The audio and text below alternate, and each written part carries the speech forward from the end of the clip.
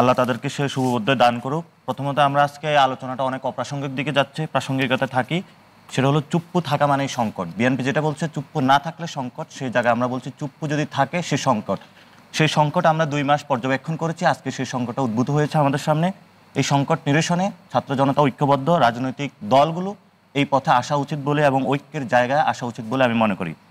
Second, এটা একটা রাজনৈতিক সিদ্ধান্ত। এখানে সাংবিধানিক যে আলোচনা এসেছে, আমরা মনে করি সংবিধান এই বিপ্লবের পিপলস উইথ, যেটা উমামা বলেছে, সংবিধান এবং জনগণের যে সম্পর্ক, সেই সম্পর্কটা যদি আমরা ভুলে যাই, এটাকে যদি রুলস অফ কতগুলো রুলসের চিন্তা করি, মানুষের দিকে না তাকাই, তাহলে সেই সংবিধানে আসলে কোনো কিছুই হবে না।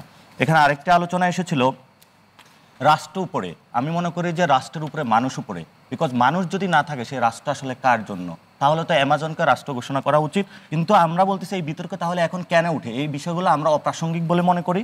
আমাদের প্রাসঙ্গিক থাকা উচিত স্টেটের কোথায় আগামীকাল কি হচ্ছে, একটা স্টেট থাকবে নাকি থাকবে না, সেই কোয়েশ্চেনগুলো যখন চলে আসে, সাংবিধানিক প্রশ্ন যদি চলে আসে, রাষ্ট্রপতি যদি প্রশ্ন চলে আসে, সেখানে অন্যান্য বিষয় দ্রব্যমূল্য বা বিষয়, এটা অবশ্যই মানুষের হলো পেটে। এবং এই আন্দোলনে রাজনৈতিক কর্মীদের চেয়ে জনমানুষ, যারা একদম প্রান্তিক লেভেলের সবজি বিক্রি করে খেটে খাওয়া মানুষ, রিক্সা শ্রমিক, তাদের অসংখ্য ছবি আমরা আজকে মিডিয়া পত্রিকায় দেখি। এবং আপনি বলেছেন যে হলো ছাত্ররা এবং হলো উপদেষ্টারা রাষ্ট্র পরিচালনা করছে। আপনি খোঁজ নেন প্রশাসনে কারা নিয়োগ পাচ্ছে, আপনি টিভি মালিকগুলার এখন কারা মালিক হচ্ছে খোঁজ নেন, ব্যবসায়ী গ্রুপ কারা নেতৃত্ব দিচ্ছে খোঁজ নেন। এগুলো তো জনগণকে তো কলা বুঝালে হবে না। জনগণ বুঝতে চায় বাংলাদেশে এখন আসলে 2টা দল আছে, জামায়াত আছে, বিএনপি আছে। এই দলগুলোর তো বড় একটা হিস্সা যাচ্ছে। আমরা তো স্টুডেন্ট পড়ার জায়গা থেকে এসেছি, আমরা তো আর বিসিএস ক্যাডারও হই নাই, বড় বড় ব্যবসায়ী হই নাই। আমরা তো এই ভাগগুলা বটোয়ারা করতে যাই নাই। ভাগগুলা কারা বটোয়ারা করছে? এগুলো যদি আপনারা যদি আমাদের মুখ খুলতে বাধ্য করেন, আমরা মুখ খুলবো, মানুষের চোখে আরো আঙ্গুল তুলিয়ে দেখে দিব। কারণ আমরা এটা আসলে আমরা এখনো বললি যে এই যে গণমাধ্যম থেকে শুরু করে ব্যবসায়ী, যারা নির্লজ্জ চরিত্রের মতন একটা ব্যানার নিয়ে বের হয়ে যেতে পারে নাই, তারা আজকে বড় বড় কথা বলছে।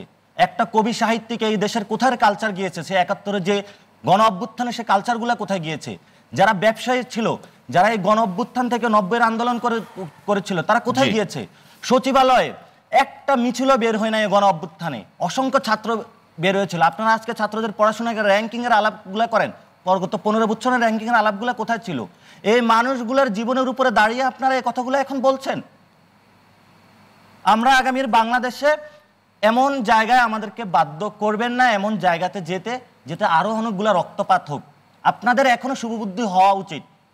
রাষ্ট্রের স্টেট ফরমেশনে আমরা যারা বড়রা রয়েছেন, সিনিয়রদেরকে সম্মান করে আমরা বসিয়েছি।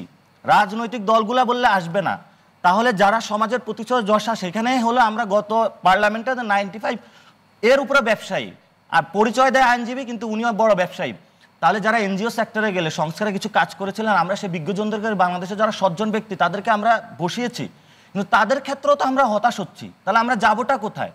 এখন আমরা যদি যাই ক্ষমতার চেয়ারে বসি, তাহলে আপনারা আবারই বলবেন যে স্টুডেন্টরা পড়াশোনার টেবিলে থাকবে। নাসিরউদ্দিন পাটোয়ারি, এখানে একটা ছোট স্কিলগুলোতে ডিভাইডেশন করে এই যে রাষ্ট্র গত 53 বছরে যে কোথায় স্কিল দিয়েছে, কি দিয়েছে আমাদেরকে, যে আমরা একজন রাষ্ট্রপতি একটা ফেসিস্ট রিজিমের বিলোপের জন্য একটা সিস্টেম খুঁজে পাই না। এখন কোনো বিজ্ঞজন কোনো সমাধান দিতে পারতেছে না, ব্যবসায়ী সেক্টর কোনো সমাধান নাই। গণ অভ্যুত্থানের শক্তিকে আমরা বিভাজিত দেখতে চাই না। আমরা মনে করি সেখানে বলেছিলাম, যেখানে রাষ্ট্রপতি একটা ফেসিবাদী শক্তি রয়ে গিয়েছে এবং নিউ একটা পলিটিক্যাল সেটেলমেন্ট আমরা আসতে পারি নাই, সেখানে নির্বাচনের যে আলাপ, সেটা একটা অপ্রাসঙ্গিক বিষয়। এই প্রাসঙ্গিক আলাপের মধ্য দিয়ে গণ অভ্যুত্থানের যে স্পিরিট, সেটা থেকে আমাদেরকে ভিন্ন খাতে প্রবাহিত করার চেষ্টা চালানো হচ্ছে। আমরা গণ অভ্যুত্থানে যারা শহীদ হয়েছিল, সেই শহীদদের কাজের জায়গাতে আমরা মনে করি গত 15 ইয়ার্সে তারা যারা ভোট দিতে পারে নাই, তাদের মধ্যে যে জেদ চেপেছিল, তারা সেই গণতান্ত্রিক আকাঙ্ক্ষা বাঁচিয়ে রাখার জন্যই কিন্তু শহীদ হয়েছিল। সেই গণতান্ত্রিক আকাঙ্ক্ষা যাওয়ার জন্য আমাদের তো রাষ্ট্রের ইনস্টিটিউশনগুলো ঠিক করতে হবে। একটা ইনস্টিটিউশন ঠিক না, সবগুলো বিজনেস দখল হয়েছে। আমরা তো চুপ করে আছি, এখনো কিছু বলতেছি না। ছাত্ররা যদি আপনাদের সামনে এই পদগুলো যদি আপনারা মানুষের সামনে আরো দেখান, খুবই বাজে অবস্থা হবে। এটা দেশীয় একটা কমিউনিটি আকারে বাজে অবস্থা হবে।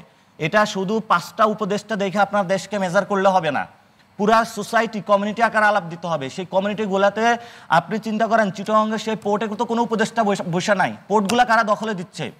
আপনার বিভিন্ন সীমান্ত এলাকার বাণিজ্যগুলো এখন কারা হাতে নিয়েছে, আপনারা সেগুলো ইনকোয়ারি করে দেখুন। এটার জন্য তো বড় আহামরি কোনো পিএইচডি লাগে না, বড় কোনো সাংবাদিক হওয়া প্রয়োজন না। রিক্সাওয়ালা হিসেবে বলতেছে ভাই আমার থেকে চাঁদা নিয়ে যাচ্ছে। আমি বললাম ভাই এইটার জন্য কি আমি যে এই আন্দোলনে শরিক হয়েছি?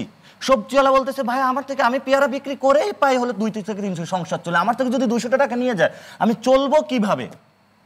এই প্রশ্নগুলো তো আমরা জাতির সামনে রাখতে চাই, কিন্তু এই প্রশ্নগুলো সমাধানের জন্য আমাদের যে পুরো সিস্টেমের একটা মুকুট বসায় রাখছে ফেসিবাদী ব্যবস্থার অংশ,